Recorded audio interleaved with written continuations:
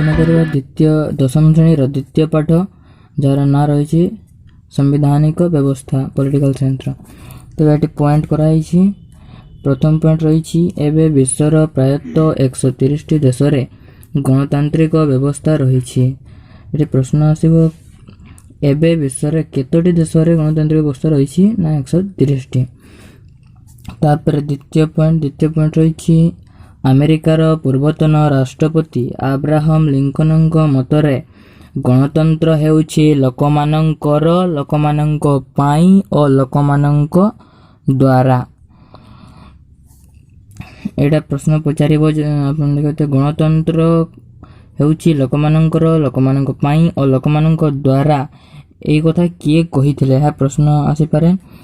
उत्तर हेबो अमेरिकार पूर्वतन राष्ट्रपति अब्राहम लिंकन। अब्राहम लिंकन को फोटो आपन साइड रे देखा जाउथिबो।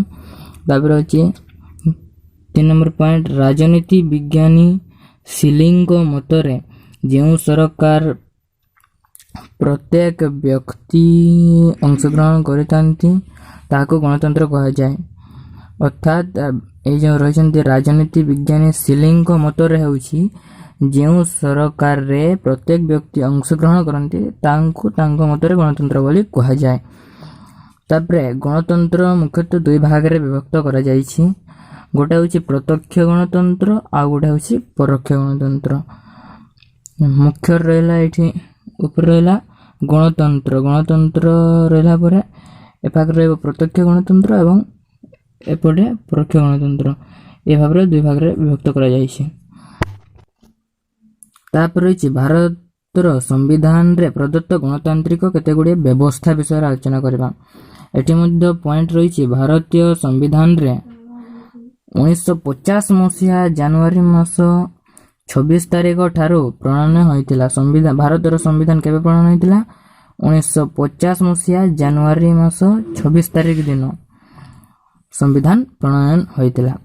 एथिरे डॉक्टर भीमराव रामजी अंबेडकर भूमिका गुरुत्वपूर्ण। कहार भूमिका एथिरे गुरुत्वपूर्ण ना डॉक्टर भीमराव रामजी अंबेडकर जहांकु मध्य डॉक्टर भीमराव अंबेडकर मध्य कहा जाए। तापरे तृतीय मेन पॉइंट रही आमर संविधान रो आरंभ रे एक प्रस्तावना बा प्राक कथन रही जहा संविधान रो मुखबंध। एटे अनेक समय रे शॉर्ट क्वेश्चन पड़िबो। आम संविधान रो आरंभ रे एक प्राक कथन रही ताको कोन कहा जाए किंबा आम संविधान रो मुखबंध काको कहा जाए ताले आंसर हेबो प्रस्तावना।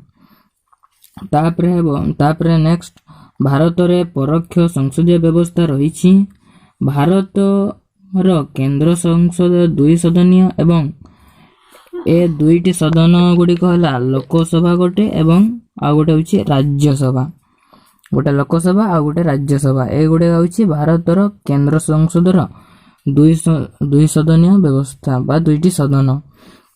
नेक्स्ट वर्तमान मात्र 5टी राज्य रे विधान परिषद रही और से राज्य गुडी को ना होची बिहार, महाराष्ट्र, कर्नाटक, उत्तर प्रदेश एवं आंध्र प्रदेश।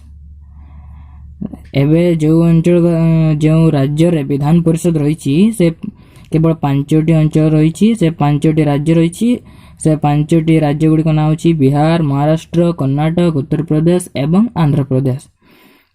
आ अन्य जितकी राज्य रही से विधान सभा रही विधान परिषद नहीं। ताहले आंध्र प्रदेश रे 2007 मसीहा रे विधान परिषद पुनर्स्थापित होईछि।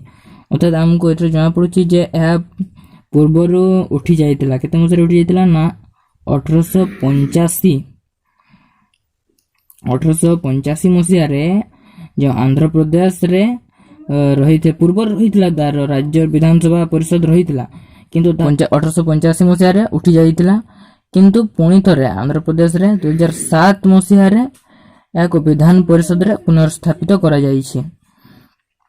तापरे 73 बा 73तम और 74तम संविधान रो संशोधन आईन जरिया रे नेक्स्ट क्वेश्चन होची 73तम ଓ 74ତମ ସମ୍ବିଧାନ ସଂଶୋଧନ ଆଇନ ଜରିଆରେ ଭାରତର ସମ୍ବିଧାନରେ ନିର୍ବାଚନ ଭିତ୍ତିକ ସ୍ଥାନୀୟ ସ୍ୱାୟତ୍ତ ଶାସନ ବ୍ୟବସ୍ଥା ସୂଚିତ ହୋଇଛି।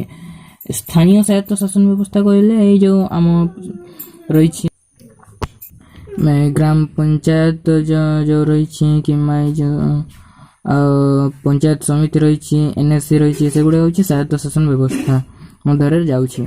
ସେମାନଙ୍କର ସବୁ ଯେଉଁ କେତେତମ ଧାରାରେ ଏଗୁଡ଼ିକ ସଂଶୋଧନ କରାଯାଇକି ଭାରତର ସମ୍ବିଧାନରେ ନିର୍ବାଚନ ଭିତ୍ତିକ ସ୍ଥାନୀୟ ସ୍ୱାୟତ୍ତ ଶାସନ ବ୍ୟବସ୍ଥା ରହିଛି ନା ସମ୍ବିଧାନ ସଂଶୋଧନ ଆଇନ 73 ଏବଂ 74। ତାପରେ ନେକ୍ସଟ, ଭାରତରେ ଲୋକସଭା ଓ ରାଜ୍ୟ ବିଧାନସଭା ଓ ସ୍ୱାୟତ୍ତ ଶାସନ ସଂସ୍ଥା ଗୁଡ଼ିକର ପ୍ରତିନିଧିମାନଙ୍କୁ ନିର୍ବାଚନ କରିବା ପାଇଁ ସାବାଳକ ଭୋଟ ବ୍ୟବସ୍ଥା ପ୍ରଚଳିତ ହୋଇଛି। ଏହି ବ୍ୟବସ୍ଥା ହେଉଛି ଗଣତନ୍ତ୍ରର ମୂଳ ଭିତ୍ତି। ଗଣତନ୍ତ୍ରର ମୂଳ ଭିତ୍ତି କ'ଣ ନା ସାବାଳକ ଭୋଟ ପ୍ରଥା। ଏଇଟା ଯେଉଁ ରହିଛି ସାବାଳକ ଭୋଟ ପ୍ରଥା। ସାବାଳକ ଭୋଟ ପ୍ରଥାଟି ହେଉଛି ଗଣତନ୍ତ୍ରର ମୂଳ ଭିତ୍ତି।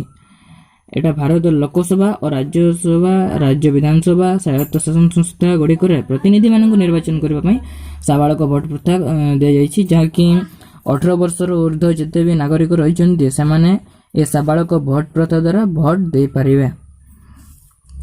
ତାପରେ ଲାଷ୍ଟ ପଏଣ୍ଟ ରହିଛି ଆମର ସମ୍ବିଧାନ ଧାରା 327 ବା 327ରେ ସାର୍ବଜନୀନ ସାବାଳକ ନାଗରିକ ମତଦାନ ପ୍ରଥା ଉଲ୍ଲେଖ ରହିଛି। ଏଟା ପ୍ରଶ୍ନ ରହିପାରିବ ଯେ କେତେତମ ଧାରାରେ ସାର୍ବଜନୀନ ସାବାଳକ ନାଗରିକ ମତଦାନ ପ୍ରଥା ଉଲ୍ଲେଖ ରହିଛି? ଆନ୍ସର ରହିବ ଆମର ସମ୍ବିଧାନ ଧାରା 327ରେ। ଏହା ହେଉଛି ଲାଷ୍ଟ ପଏଣ୍ଟ। ତାପରେ ନେକ୍ସଟ ବିଷୟରେ ଆଲୋଚନା କରିବା। ଧନ୍ୟବାଦ।